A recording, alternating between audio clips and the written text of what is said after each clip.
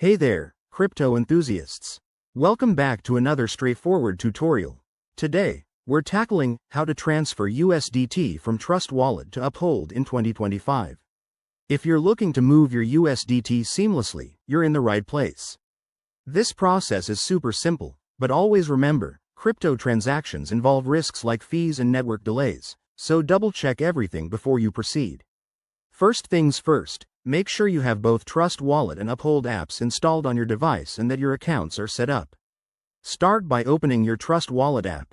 It's that iconic blue wallet icon. Tap on it and enter your PIN or use biometric authentication for security. Once inside, navigate to your USDT wallet. USDT is usually under the BEP20 or ERC20 networks, depending on how you hold it. Select the USDT you want to transfer, then hit the Send button. This is where it gets exciting. Now, switch over to your Uphold app or website. Log in, go to your dashboard, and find your USDT wallet address. It's a long string of letters and numbers, so copy it carefully to avoid any errors.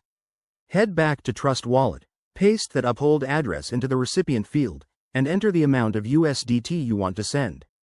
Don't forget to check the network. Make sure it matches what Uphold supports, like Tron or Ethereum, to keep fees low.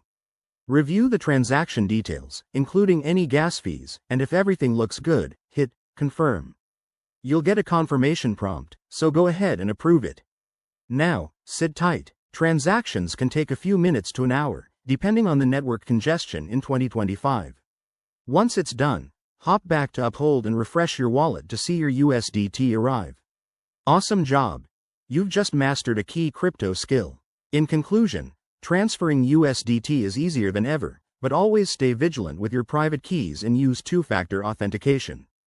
If you found this helpful, hit that like button, subscribe for more 2025 crypto tips, and drop a comment below if you have questions. Thanks for watching, and let's keep building that digital future.